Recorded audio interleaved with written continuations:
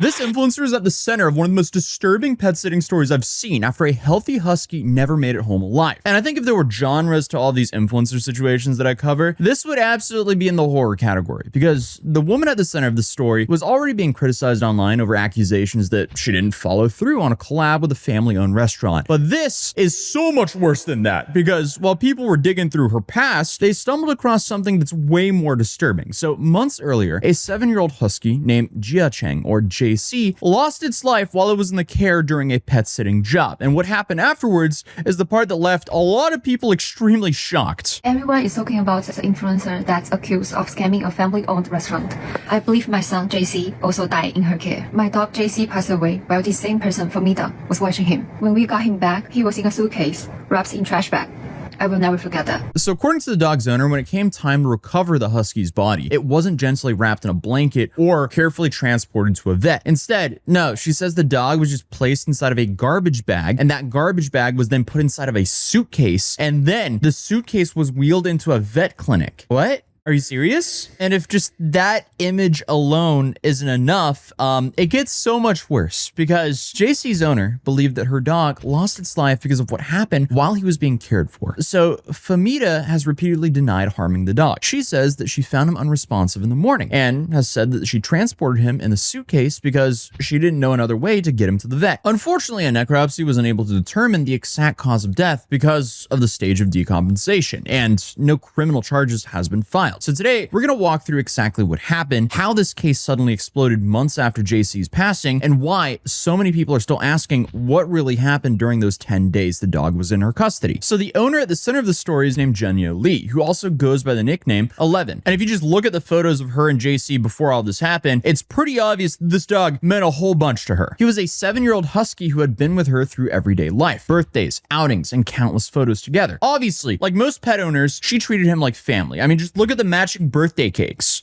It's just very clear that she poured a lot of love into this dog. But needless to say, when Lee needed to travel to China for about 10 days to visit relatives, she did what millions of people do every year. She started looking for someone to watch him. And that's when she connected with Famida Sultana. The two initially met through Rover, the pet sitting app where owners can hire people to watch their animals. But according to the reporting, they eventually agreed to take the booking off the platform instead. So Lee would pay Famida directly, avoiding Rover's service fees. And at the time, there wasn't any public controversy surrounding Famida that would have given Lee a reason to think twice. So as far as she knew, she had just found someone willing to care for JC while she was away. So she dropped him off at Famida's apartment, said goodbye, and boarded her flight, believing everything was taken care of. So for the first part of the trip, nothing seemed unusual, but then the updates started slowing down. And not before long, what began as a normal vacation turned into the kind of situation that every pet owner dreads when they're thousands of miles away from home. At first, the communication was exactly how you would expect. Lee would check in, she would get regular responses, but then suddenly the responses got a little bit slower. Something started to feel a little bit off. According to Lee, she suddenly started to get ghosted. So she would ask for updates, wait hours, sometimes even longer, and get little to no response. And eventually, after repeatedly asking, Famida sent over some photos of JC. Instead of reassuring Lee, the pictures absolutely had the opposite effect. So she immediately noticed that JC looked a lot dirtier than what he was when she dropped him off. In one message, she asked, "Hey, has he been playing in the mud because he was filthy?" But unfortunately, that wasn't the only thing she noticed either, because Lee also thought that JC looked a whole lot thinner. So she started asking a whole lot more questions. How was he eating? Was everything okay? Could she get a few more updates? So according to the messages, the replies stayed brief and didn't really address many of her concerns. Eventually though, Lee came up with what seemed like a simple solution. She told Famida that a friend happened to be in the area and asked if they could stop by and see JC in person. So according to Lee, that request was never answered. And at this point, she's thousands of miles away. She's already worried. And you know, the one thing that could have given her peace of mind, a quick visit from a friend, that just was being completely ghosted. So obviously she had a bad feeling, but she also didn't have much of a choice except to, I guess, trust that everything would be fine and hopefully that Famida is a normal, sane, responsible person. But regardless, her trip finished, she was headed home and she was expecting to land, pick up JC, and go back to her normal life. Instead, while she was still traveling, everything changed. So according to Lee, Famida contacted her and said, "Hey, there was an emergency." Then came the message that no pet owner really wants ever.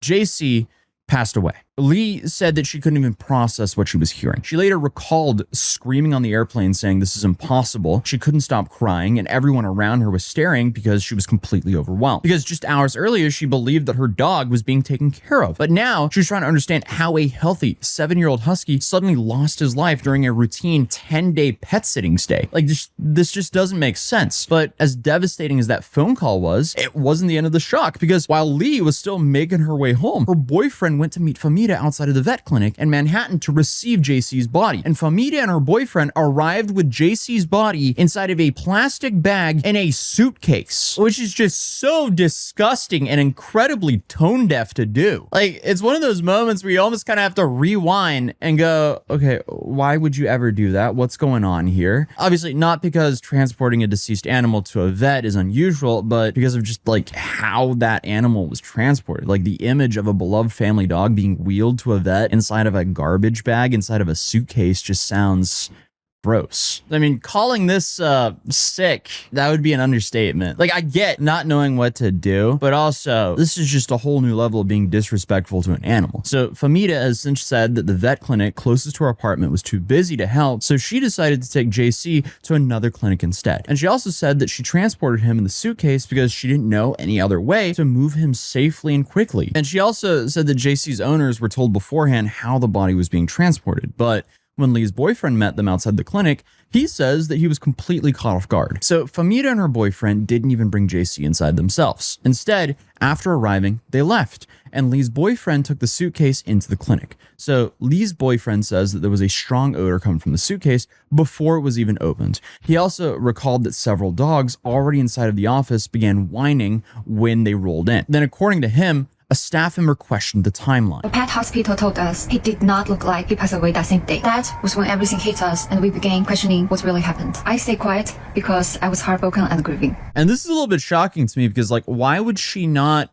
go in with the boyfriend to try to figure out what happened? There's just something off here. I'm just trying to put myself in the shoes of, like, if someone's, like, God forbid, someone's dog died in my custody, I would want to be with them for as long as possible until I literally cannot provide any more answers. Like, it doesn't make sense that she would be like, well, here you go. Or actually with a suitcase. Well, here you go. That's your problem now. See ya. Like, it just doesn't make sense. So he says the nurse looked at the condition of JC's body and essentially told them that if they'd been told the dog died the same morning, the condition of the body didn't appear to match that timeline. So the staff's initial reaction raised a whole bunch of questions. So to try to get some real answers, Lee authorized a full necropsy, essentially an autopsy for animals, hoping that it would finally explain what had happened to JC. But unfortunately, the report would end up answering far fewer questions than anyone had really hoped, because the results of the necropsy were heartbreaking and just frustrating, because Lee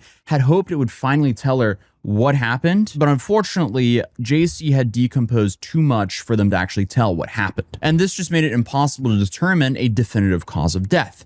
And the report did not note signs of muscle wasting and also muscle atrophy. However, it also stated that it could not determine whether that condition had developed over a longer period of time or resulted from something that happened while JC was being taken care of. So testing also did not indicate poisoning. So despite all the questions surrounding the case, the medical findings couldn't provide a clear answer to why JC lost his life. But Lee believes JC died because of negligence while he was in Famita's care. And meanwhile, Famita has consistently denied harming JC and says that she found him unresponsive that morning. And obviously, I am no medical professional here, but, you know, between the stench and the fact that this dog was obviously very cared for prior to all this, it seems like something happened to him while in Famita's care. Again, that's just what it looks like on my end. Something just seems off. Like, the dog, if she found him passed away that morning, and then delivered him in a suitcase that day, why was the dog decomposed so much? Why was it already smelling?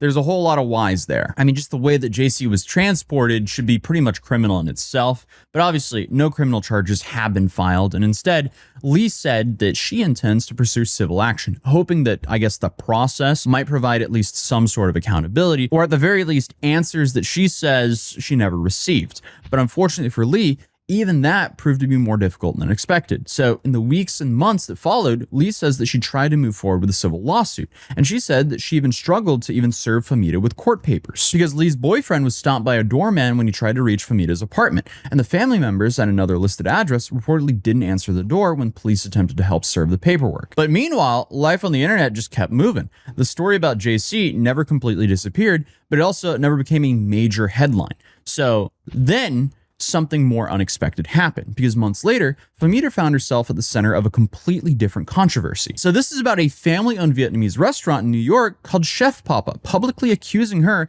of failing to follow through on an influencer collaboration after allegedly receiving around $200 worth of complimentary food and drinks. An influencer scammed my family-owned restaurant. Hi, my name is John. I'm the owner and son of Chef Papa Vietnamese Kitchen. We had this influencer contact us through Instagram asking if we had any collaboration opportunities. As you can see here, she contacted us first. I asked when she would like to come in. She said she would like to come in tonight at 8:30 p.m. She ate about $200 worth of food and left a $6 tip. Of course, the $200 bill was comped. About a month passes by. Haven't heard anything from her. She didn't message us. We reached out asking if there was an update when the video we posted. No response. We tried following up multiple times. No response. We were completely ignored. So the restaurant claimed it repeatedly tried to contact her about the promised content before eventually deciding to tell its side of the story online.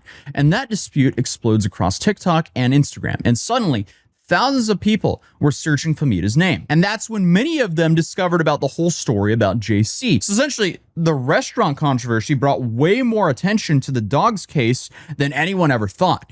So the two stories weren't directly connected, but obviously it was about the same person. So within days, people who had never heard of JC were sharing his story and demanding answers and asking why this case had received so little attention for so many months. And this is obviously also how I found about this story, which is why I wanted to cover it. But as the backlash grew, Famita eventually released a lengthy public statement addressing both controversies. So first, for the Chef Papa situation, she admitted that she hadn't handled things properly. She says that what happened came down to a miscommunication and lack of urgency on her part, and she acknowledged that she had been unresponsive to the restaurant and apologized for not fulfilling her side of the collab. But when it came to JC, her response was very different. Here she said that she woke up on the final morning of his stay and found him unresponsive. She said that she immediately contacted Lee and tried to get him to a vet, but because the family wanted to handle any further testing themselves, they arranged to meet at a clinic instead. So she also addressed one of the biggest points of criticism, the suitcase. So according to Famita, she transported JC that way because it was the only practical option she had at the time. She also said that she wasn't trying to disrespect JC or his owners and simply didn't know another way to move him quickly. I don't know about that. So if JC really passed that morning, he wouldn't be decomposed yet. So you can put him in a blanket and carry him, put him in a car or something like that. You can do it a little bit more respectful than up into a trash bag and then just like slamming it into a suitcase. Now, obviously, if she was lying and the body was already decomposing, moving it in a blanket wouldn't be the easiest thing to do, which could explain why the trash bag and suitcase was her only reasonable option. But again, all of this is just speculation. We don't actually know. But she also said that she would never intentionally harm an animal. In her statement, she expressed sympathy for Lee and her family, saying that she was deeply sorry for their loss and for the distress the case had caused people who followed it online. And at the same time, she explained that she couldn't discuss every detail because the matter had become a part of a civil lawsuit. So what we do know is that JC passed away while he was in Famita's care. We also know his owner says that she became increasingly worried because communication completely stopped and the photos she received raised a whole bunch of concerns. And then, of course, the request to have a friend check on him was never answered. We know JC's body was transported to a clinic in a suitcase, and we also know the necropsy couldn't determine the cause of death because of the advanced state of decomposition. It also noted muscle wasting, found no indication of poisoning, and left Lee without any clear medical answers that she'd been hoping for. Famita has consistently denied harming JC, has apologized for the pain caused to the family, and says that she'll cooperate with the civil lawsuit. So, at least for now, the legal process isn't centered around proving a crime. It's about whether the civil courts determine someone should be held financially responsible for what happened. But then obviously, when you leave your pet with someone, you're trusting them with a member of your family. Most people don't think twice about boarding their dog or hiring a pet sitter because they expect to come home, open the front door, and see a wagging tail waiting for them. But for Lee, that didn't happen. So for now, we're just sitting with a whole bunch of unanswered questions. When we do get some answers, I'll probably make an update video. So if you're new here, feel free to subscribe, drop a like if you enjoyed this video, and I'll see you guys in tomorrow's video. Peace.